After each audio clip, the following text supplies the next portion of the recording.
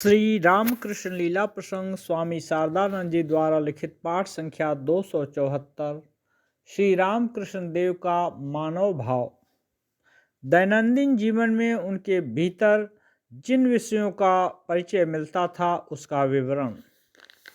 शरीर, वस्त्र, बिछौने आदि को अत्यंत साफ सुथरा रखना उनका स्वभाव था।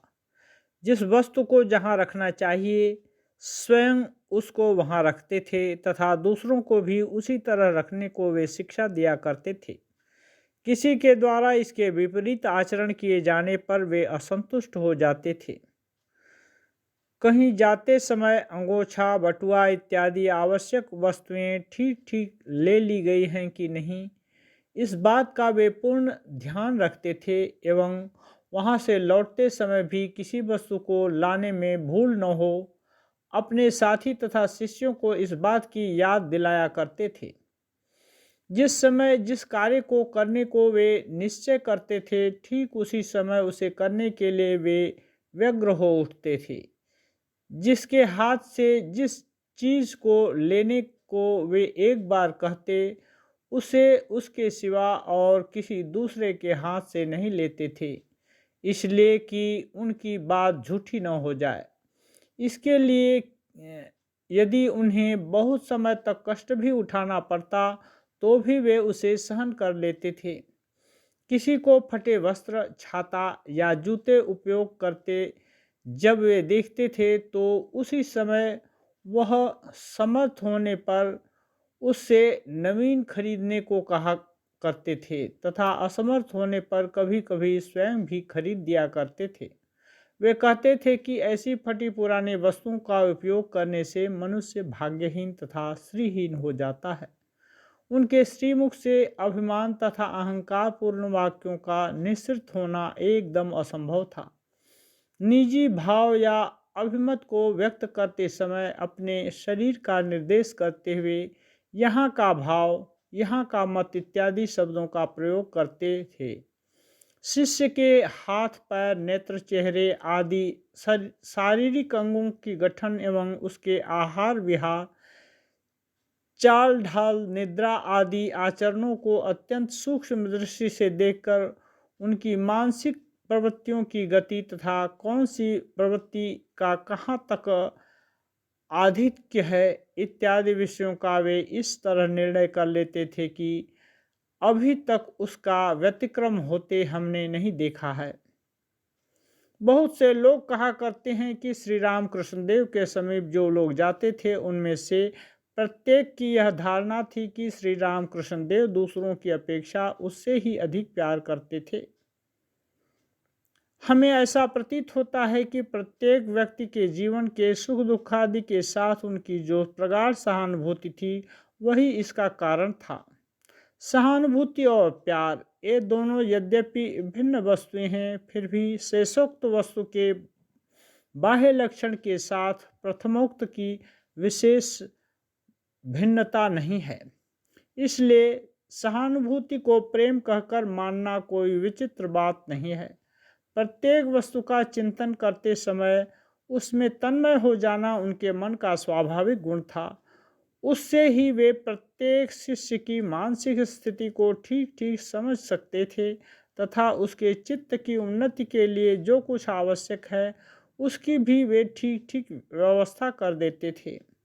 श्री रामकृष्ण देव के बालक भाव के वर्णन के प्रसंग में पहले ही कहा जा चुका है कि बचपन से ही अपने नेत्र आदि इंद्रिय वर्ग के पूर्णतया उपयोग करने की शिक्षा की कहाँ तक उन्होंने स्वयं उपलब्धि कर ली थी। यह शिक्षा ही आगे चलकर मनुष्य चरित्र गठन करने में उनके लिए विशेष सहायक सिद्ध हुई थी, इसमें कोई संदेह नहीं। शिष्य वर्ग को भी इसी तरह सर्वत्र सभी विषयों में इंद्रियादि का उपयोग करने की शिक्षा प्राप्त हो, इसका उन्हें विशेष ध्यान रहता था। विचार बुद्धि का आश्रय लेकर प्रत्येक कार्य को करने का वे प्रतिदिन उपदेश दिया करते थे। विचार बुद्धि ही वस्तु के गुण अवगुण को प्रकट कर मन को यथार्थ त्याग की ओर अग्रसर कराती है।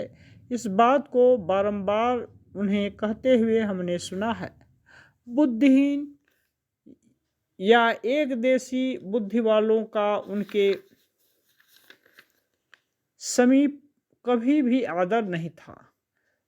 सभी ने उनको यह कहते हुए सुना है कि भगवत भक्त बनना है तो भगवत भक्त बन, बुद्धू क्यों बनता है, अथवा एक देशी बुद्धि मत रख। ऐसा होना यहाँ का अभाव नहीं है, अपितु खट्टा मीठा कड़वा तीखा सभी खाऊंगा, यहाँ का यही मत है। एक देशी बुद्धि को ही वे संकीर्ण बुद्धि या एकांगी भाव कहा करते थे। किसी विशेष भगवत भाव में जब कोई शिष्य आनंदानुभव नहीं कर पाता था, उस समय तू तो बहुत एक देशीय है, यही उनका विशेष तिरस्कार वाक्य था। और यह वे ऐसे ढंग से कहते थे कि शिष्य को अत्यंत ही लज्जित होना पड़ता था। इसमें संदेह नहीं कि इस उदार सार्वजनीन भाव की प्रेरणा से ही समस्त धर्म मत के सभी भावों के साधन में प्रवृत्त हो। जितने मत हैं उतने ही पथ हैं, इस सत्य का निरूपण करने में वे समर्थ हुए थे। श्री राम कृष्णदेव का धर्म प्रचार किस तरह कहाँ तक हुआ है तथा आगे भी कैसे होता रहेगा। फूल खिला दूर दूर से मधु लोलुप भौरे पागलों की तरह चारों ओर से आ जुटे। सूर्य की रश्मि छूकर कमल खिलखिलाकर हंस पड़ा।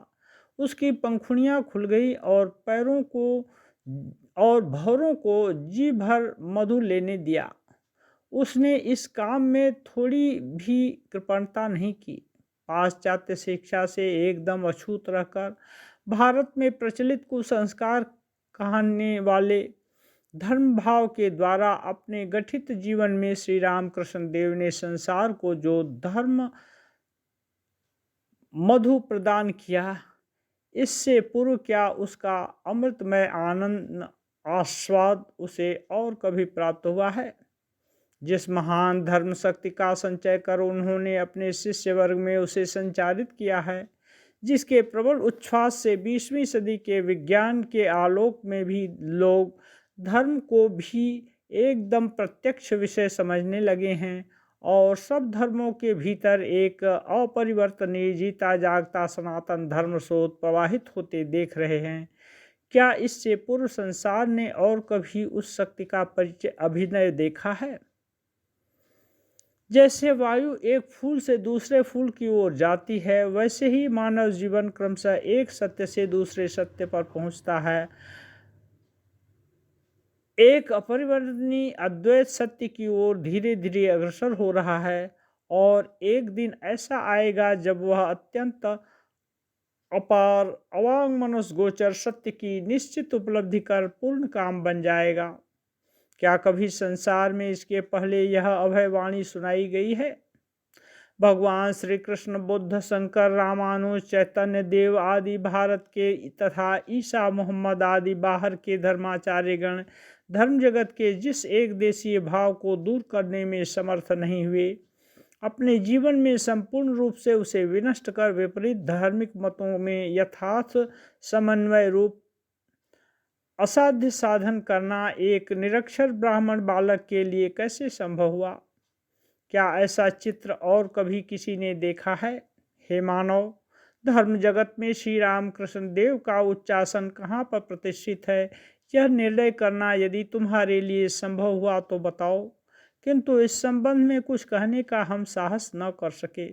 केवल इतना ही हम कह सकते हैं कि उनके चरण स्पर्श से निर्जीव भारत अत्यंत पवित्र और जागृत हो उठा है एवं संसार के गौरव तथा आशा के स्थल पर उसने अपना अधिकार जमा लिया है। उनके मानव शरीर धारण करने के फलस्वरूप मानव भी देवताओं का पूज्य बन गया है और उनके द्वारा जिस शक्ति का जागरण हुआ है, उस अद्भुत लीलाभिनय के आरंभ मात्र को ही संसार ने स्वामी विवेकानंद जी में अनुभव किया है। श्री रामकृष्ण लीला प्रसंग गुरुभाव पर्व उत्तरार्ध संपूर्ण।